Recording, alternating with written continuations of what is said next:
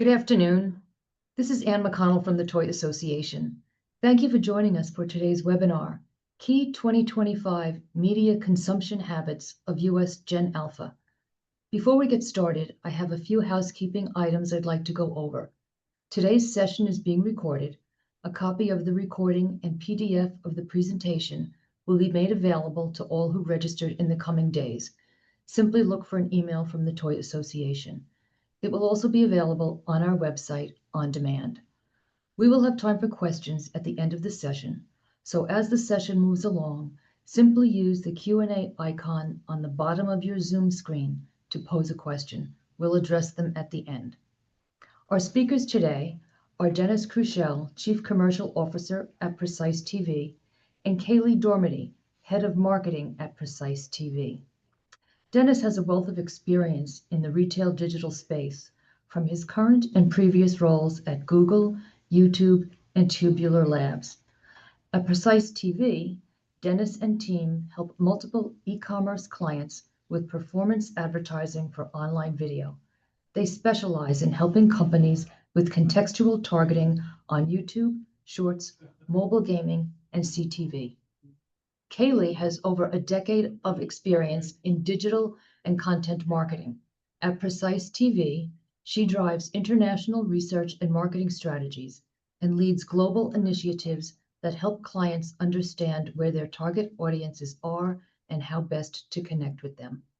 I'm happy now to hand the session over to the folks at Precise TV. Thank you, Anne. So yeah, Denis Crushell here, Chief Commercial Officer. Hi everyone, I'm Kayleigh, Head of Marketing. I'm going to pass you back to Denis now, who's going to kick this off. Great. So thank you everyone for joining us today. We're actually going to turn our cameras off so that you just focus on the great content that we're about to share with you today, which we are very excited about. So what we're sharing with you today is the Precise Advertising Report for Kids and Family called PARC. We've been releasing these reports now for the last 4 to 5 years, and we have some great new insights to share for 2025 from this research that we did with our panel data over the last few months. So just to get started, if you haven't heard of Precise TV before, we help brands, advertisers, and agencies basically navigate the world of digital, especially in kids and family vertical, where we are COPA certified for many years, and we help advertisers and agencies to really reach their audiences very effectively in YouTube, in-app, and the influencer space. So yeah, that's a little bit about us. And what we are very excited about today is to share our latest report, as I just mentioned.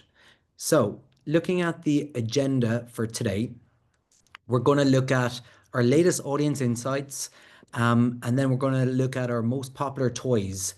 This is an interesting slide that we've looked at over the last few years for all of you marketers on the call.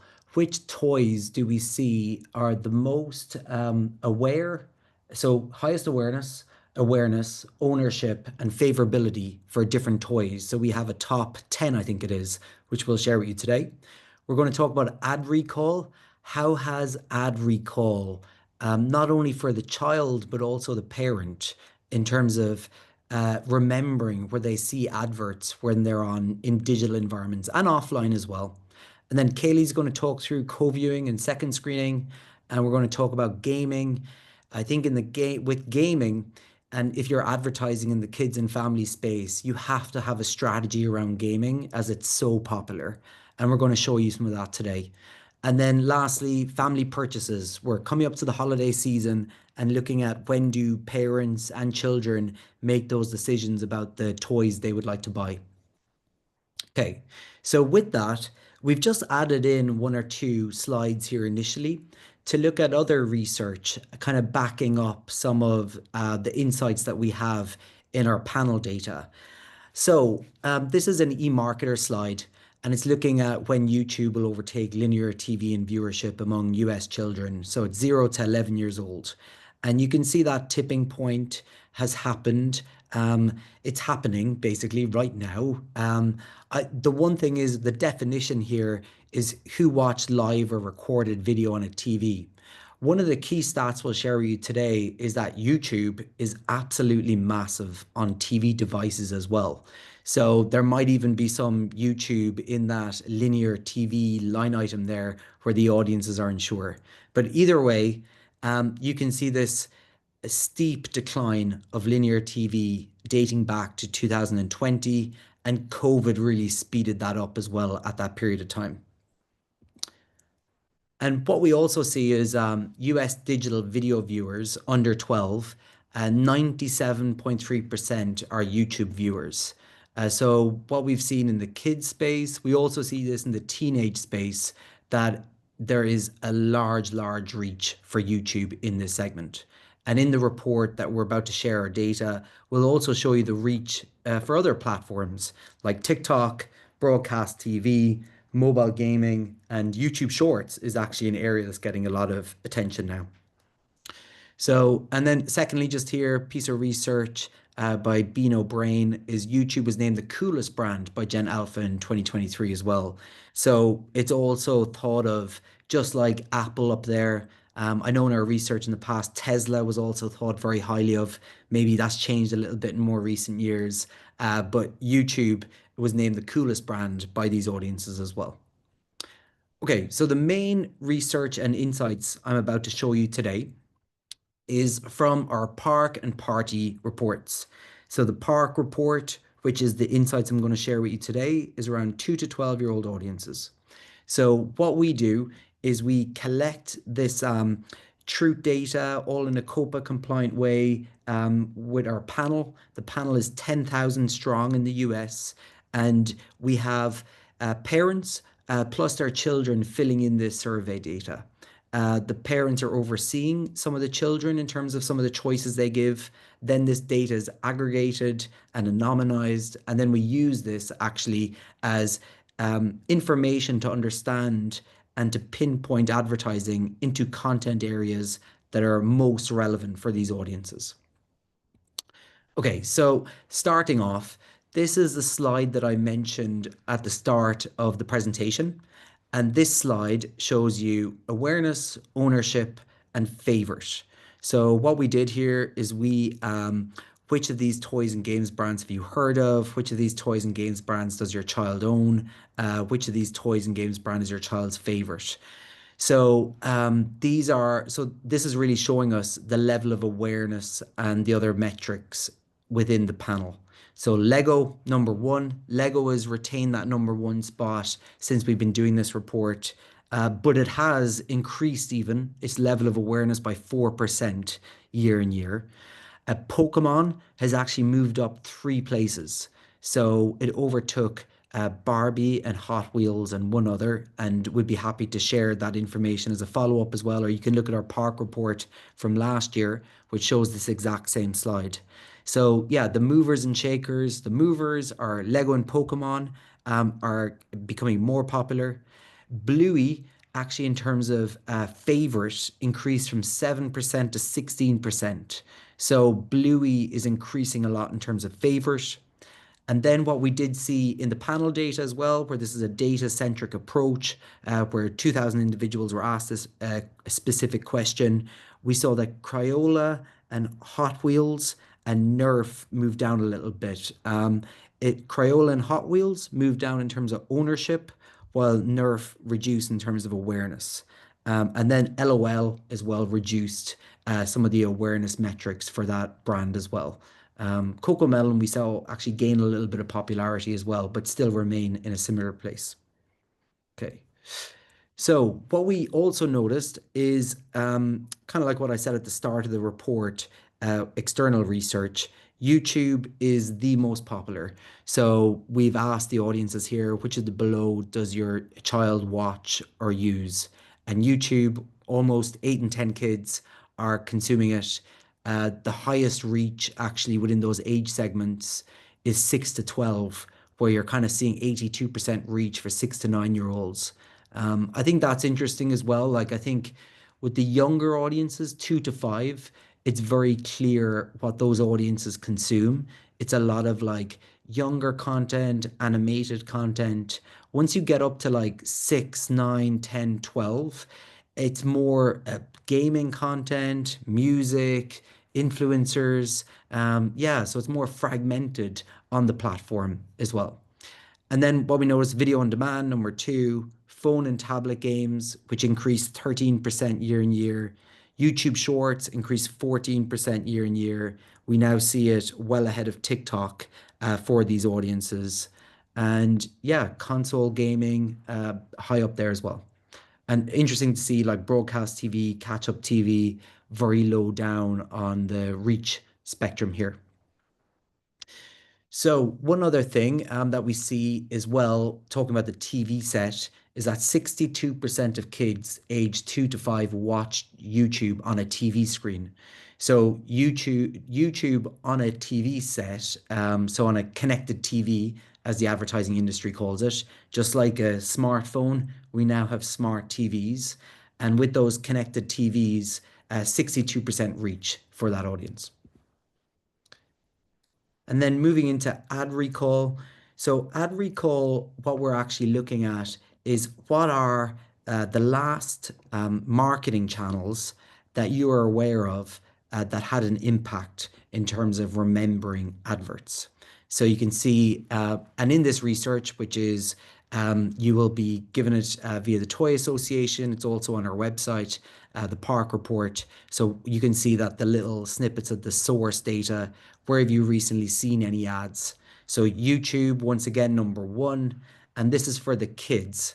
Facebook is actually number two. So is there a lot of screen sharing going on where kids are actually consuming things like Facebook and Instagram and TikTok with the parent? And yeah, so this is where have you recently seen any ads? So it's interesting to see this for the kid. And we actually have this for the parents as well, which is the next slide. But YouTube number one, Facebook, TikTok, Instagram, YouTube Shorts up the highest. And then what we see for ad recall for parents. So this question is thinking about the last thing you bought for your child. Where did you see the advert? So the advertising is for products that they're buying for children. And YouTube's number one, TikTok number two, YouTube Shorts, phone or tablet, which like that phone or tablet games we're going to look at in a little while as well. Things like Roblox in there, but also things like Subway Surfer, Disney apps, lots of those kinds of games. Talking Tom, incredibly popular. And then broadcast TV, still strong for ad recall. So if you think about the years of building up that broadcast TV advertising channel, which is so effective in the toy industry, it still holds good ad recall, but it's much less reach now. And maybe that insight there is brands need to kind of get better at creating non-TVCs and actually creating adverts for digital that are more digital native.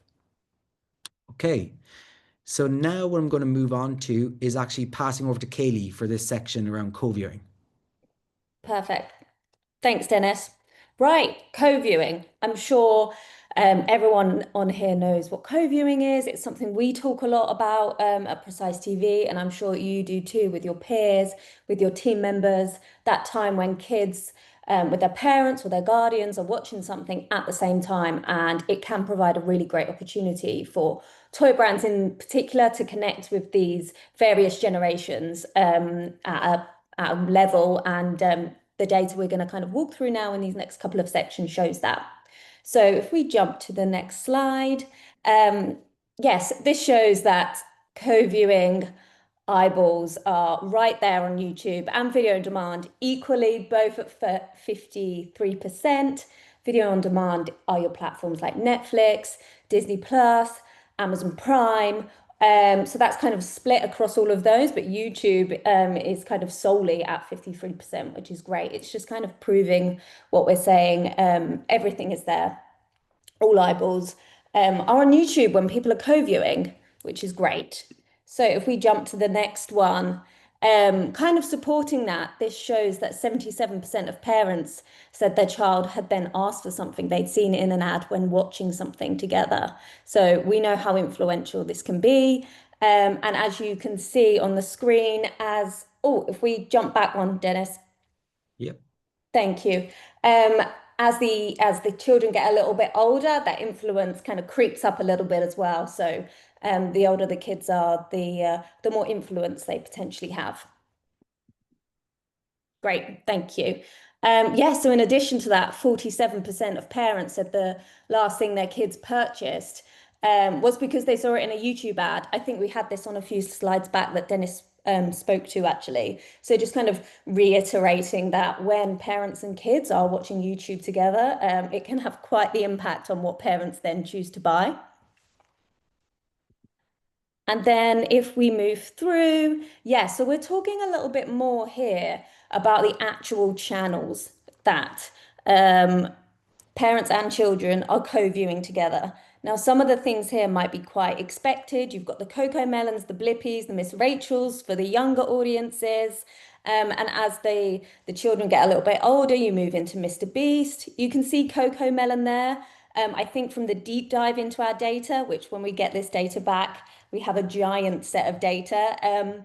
We've come to understand that maybe this 6 to 9 year old kind of age group are watching it with their younger siblings. So that's why Coco Melon and Blippi are maybe in this little group here. But as you get older, the 10 to 12 year olds, less bothered about spending time with their siblings, more focused on watching content like Mr. Beast, FGTV, Nickelodeon. So just something to be aware of here that obviously as the children are getting older, the types of channels in particular that they're co-viewing does change. And then if we're talking about content in particular, cartoons are the absolute winner. So you can see here in the bottom corner, what type of content do you watch, play, or listen to with your child? Cartoons is the winner. We've got comedy that's next. Toys and games is really close behind. So think unboxing, it might be toys and games reviews. So that's something to really think about when you're wanting to place ads. Children are loving this type of content, which is obviously great to see. And then lastly, for this co-viewing section, we asked children, where do you hear about new movies? And the resounding answer was YouTube. So yes, this is nicely linked to some IPs that you might have. More and more kids are watching YouTube. So if you're thinking about advertising a new movie, maybe YouTube should be there over linear TV. We've recently heard that YouTube is kind of becoming a bit of a news hub for children. So this is where they're finding information. And if we go over to second screening now, which kind of really nicely leads on from co-viewing, we kind of asked this question for the first time this year and we got a really good result. So almost half of kids are second screening whilst watching TV screens. So as Dennis was saying earlier, that's the big TV set that we traditionally might know for kind of more linear TV. But now children are watching that, whatever they're watching on that, but they're also on another device, whether that's a mobile or a tablet. And they're playing mobile games and they're watching YouTube. And you can see the age breakdowns here. 50% of kids aged 6 to 9 are playing mobile games whilst another big device is on. And then 44% of kids aged 10 to 12 are watching YouTube on another device whilst the TV screen is playing. These are really big stats that are very interesting and something that I know we will continue to ask in these reports. And then lastly, we asked the parents for the very first time this question as well, and a resounding 90% of parents said they are second screening whilst they are also co-viewing. So they've got their child next to them, there's something on the big TV, but they're also on another device, whether that be texting or checking emails, which we might expect. But if you see in the middle of this graph, they're also playing mobile games and they're watching YouTube. So not too dissimilar from what their children are actually doing as well. Again, a very interesting insight for us and something we are definitely going to continue to ask in these reports as we move forward. So that's it for that second screening section. We do have a little bit more information in the wider report. So as Anne mentioned, it's going to be available afterwards. We have it on our website as well. So if you need any more information, we can absolutely provide that to you. And now back over to Dennis. He's going to talk about gaming. Great, thank you, Kayleigh. So one thing about gaming is massive. Like it's changed a lot over the generations as well. Like when we talk about gaming, you really got to think about uh, console gaming, but you also got to think about mobiles, tablets, and even on like Netflix has gaming now on it. Gaming is a focus for them. Netflix notoriously has said that one of their biggest competitors is audiences gaming, and they've gotten into the gaming space. So, any brand that's operating in the kids and family space, you got to think about gaming. And really, in that chart that I showed earlier about reach for kids, gaming is pertinent in all of those categories. So, kicking off with that, if we just look at YouTube, there are millions of hours of consumption of just looking at gaming content on YouTube. If you think about PewDiePie, who was one of the biggest YouTubers of all time, or Ninja, they all started from gaming. So daily gaming. Next thing, Twitch became a humongous platform. But on YouTube, boys on the left hand side and girls on the right hand side, these are the most popular YouTube channels for these audiences now. So you or I might be aware of PewDiePie or Ninja, but now in the boys' side, you can see here Lanky Box, Stumble Guys, Presley, Cookie Swirl, Big School. These are some of the channels that have the biggest audiences in gaming. And gaming as well, I think traditionally we've always thought gaming is more higher consumption for boys versus girls, but it's becoming increasingly popular over the years with girls as well as boys. And on the girls' side here, you can see Cookie Swirl, Gaming with Jen. Um, I think it's AFMA is how you pronounce that one at the bottom. Dan TDM as well. I think that's a lot of Minecraft and stuff. But yeah, and we do see Minecraft, Roblox, and Fortnite are very big content categories within YouTube. And as well, those content categories on YouTube are not marked as made for kids. If you're aware of this kind of classification on YouTube where it's called made for kids, that's typically a lot of cartoon content. So if you're kind of using Google's off the shelf advertising solutions, you might be advertising to younger audiences than you intend to if you intend to reach kind of 6 to 12-year-olds instead of younger audiences. Okay, so that's YouTube. In the larger report, we break this down a little bit more as well. And then, as I said, mobile or tablet games. So these are some of the most popular mobile and tablet games that you can come across. So we can see Candy Crush, PBS Kids, yeah, Toga Boca, Subway Surfer, Roblox. So these are some of the favorite ones. What we asked here is, what are your child's three favorite games to play on a mobile or tablet? So these were some of the ones in terms of biggest favorability. But then we also asked the question where we're looking at which of these phone or tablet games does your child play regularly? So, which of these phone, tablet games do you play, and do you play regularly as well to the kids? So Roblox is absolutely massive.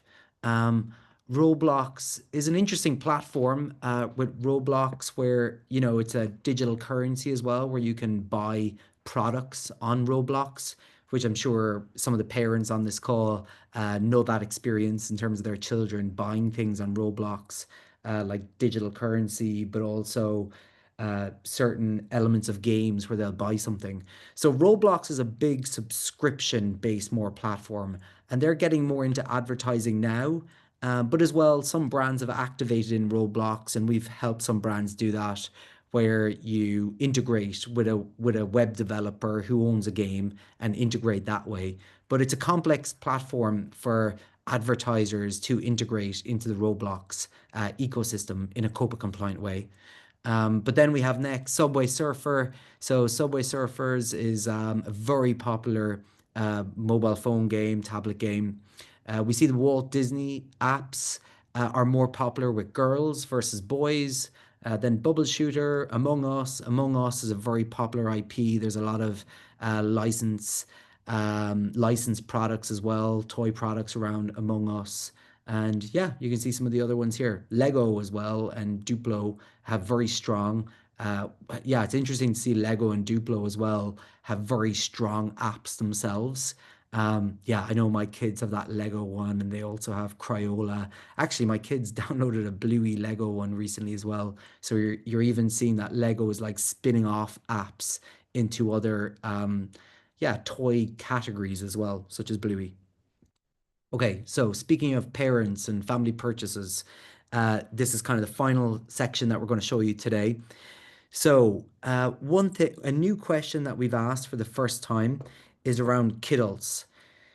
So this should be very interesting. Everyone, a lot of people know in the toy category, Kiddles is driving a lot of sales, but as well a lot of high ticket sales that are good margin for toy companies. So this is never before seen insights that we've generated for the talk today. So the question here is, do you have any of the same collectible interests as your child? So you can see Lego here, a whopping 44% um, in terms of the answer for this question. And this is asking 2,000 parents. Harry Potter, Pokemon, Marvel, general action figures, Barbie, Star Wars. So we're definitely seeing in that kidult category, Lego is doing a lot of things right. And yeah, it's interesting to see how they're leading in that market. Okay, and then what we also see is so what we've looked at here is when do parents start their holiday shopping over the year? And what we see is that they started typically like you can see that jump up in August, and then you can see it rise up in September, now in October. And it's interesting to see kind of like, yeah, a lot of toy companies kind of start their advertising campaigns in October, but they've missed a large percentage when you think of August and September is almost 20% of the market. And we definitely see some of the bigger toy companies do a lot more activity in that August and September months where their budgets can kind of stretch there. October, November as well.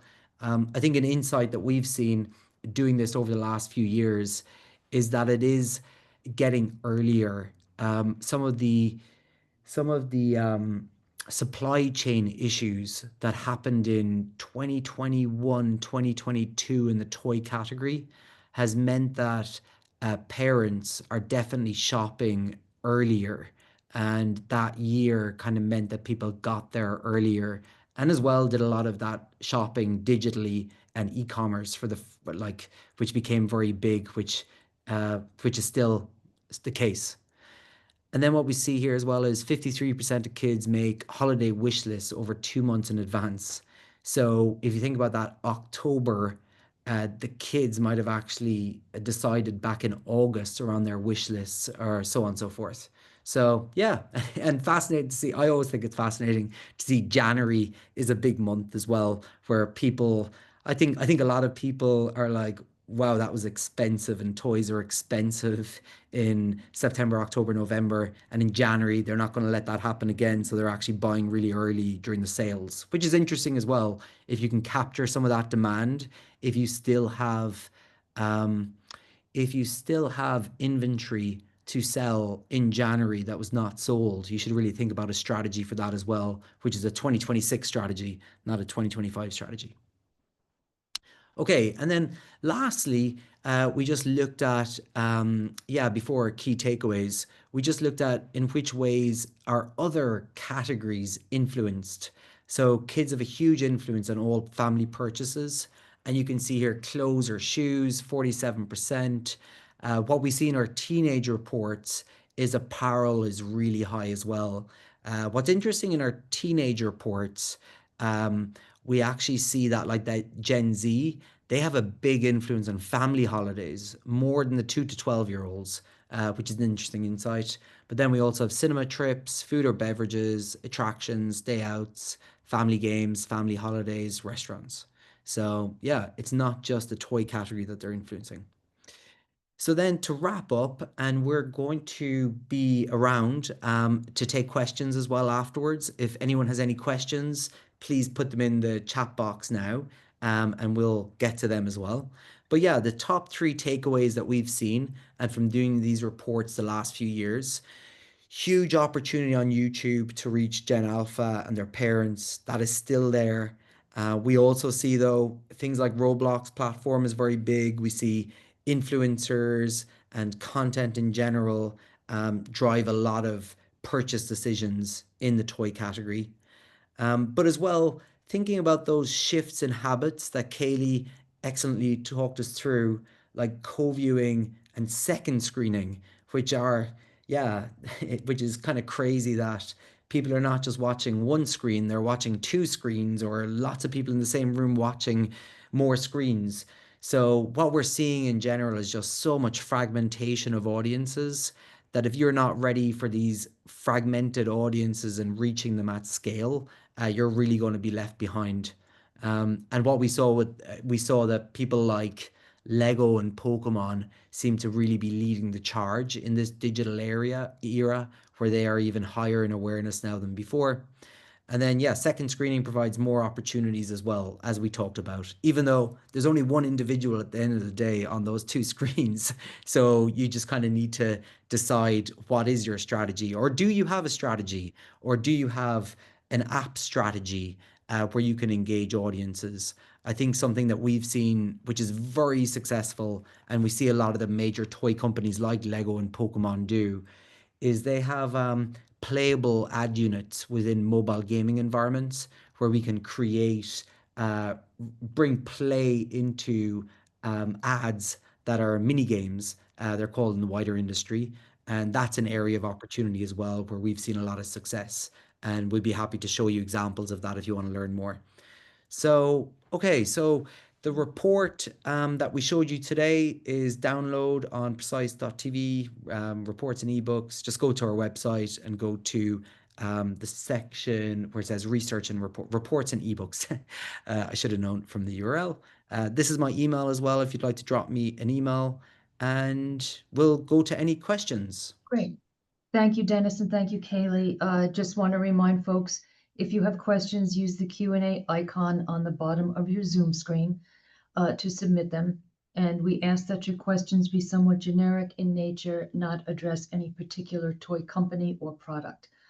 The report, you can also send an email to me, amcconnell@toyassociation.org, and we can always also send you a copy of the Park report that addresses US Gen Alpha kids in the ages of 2 to 12. So we do have some questions in the queue. And the first one of our attendees may have missed the original slide, but if you could just qualify that this presentation that you made is for US kids Gen Alpha. Yes, it is. Okay, and then there's another question, Dennis. Early on in the deck, you showed the slide about awareness, ownership, and favorite. If you can just qualify the age range for that slide. Yes, so that is 2 to 12-year-olds in that slide. Yep. Great. Okay. We do well. One follow up to that, Anne, and I'll just show people the slide we're talking about.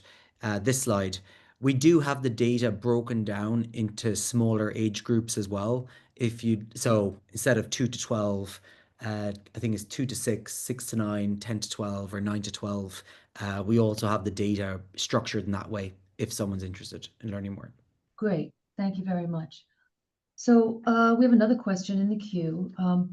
With gaming becoming such a big part of kids' screen time, how can toy brands use that space to connect with young audiences in an authentic way? Yeah, it kind of what I was saying at the very end about gaming. Um, I think not every toy company will really want to develop a lot of apps and stuff themselves. Like Lego, that Lego example I showed, Duplo. Um, Crayola, I know, have a great app as well. Like you, that is a big investment.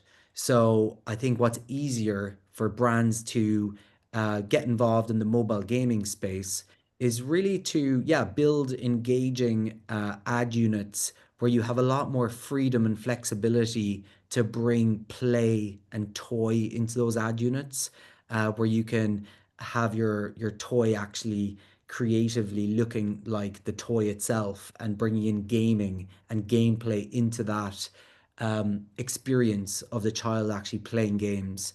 So we feel that's a great way to engage. And given, if you think about YouTube, you have Google, who owns YouTube. If you think about just, yeah, Roblox as well, like they're big platforms that have a lot of restrictions around creativity with the ad unit. But in the mobile gaming space, because no publisher is humongous, you have a lot more creativity opportunity there within mobile gaming, which you should lean into. Thanks, Dennis. We have another question. How would one reach ad opportunities within the app space from any brand that has one available to their users? If sorry, could you repeat that again, Anne? How would one reach ad opportunities within the app space from any brand that has one available to their users? Yeah, for I think the question is if you if you have an app yourself and you want to reach those audiences with your app, yeah, then you would advertise within those apps that you deem relevant. So I think we showed Subway Surfer at one point.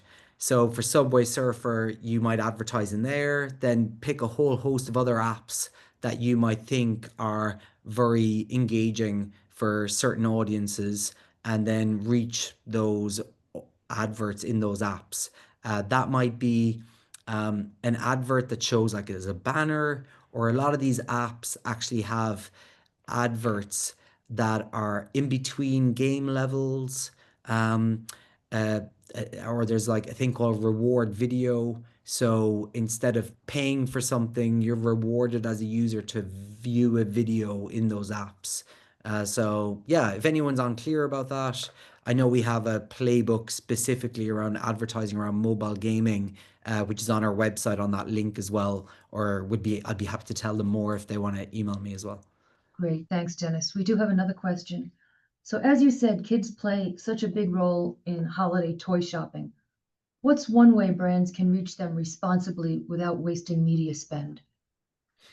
Yeah, so one way that you can reach them, like if you have a budget that you're looking to advertise, and let's say YouTube is the biggest reach category for kids, uh, you would then look at, okay, what is relevant content that that we look at has an audience that's relevant for your product around that type of content. So let me give you an example. Yeah, let's say it's Moose Toys have had a very successful IP with Mr. Beast. So they might show that content around Mr. Beast content on YouTube, but also other content that appeals to Mr. Beast fans. So that is a great way of having very precise advertising with minimum wastage. Thanks, Dennis. Any other questions, please submit them in the queue. I wanted to remind everybody the recording and PDF of this presentation will be sent to you, everyone who registered in the coming days, from an email from the Toy Association. And you can download the report from Precise TV's website, or you can shoot an email to me, A. McConnell, at thetoyassociation.org. So I don't see any other questions in the queue. I'd like to thank Dennis and Kayleigh for this very interesting presentation. I'd like to thank you, our members, for joining us today. Hope you'll join us again in the future for another webinar. And with that, have a great rest of the afternoon. Thank you, everyone. Thank you, Anne.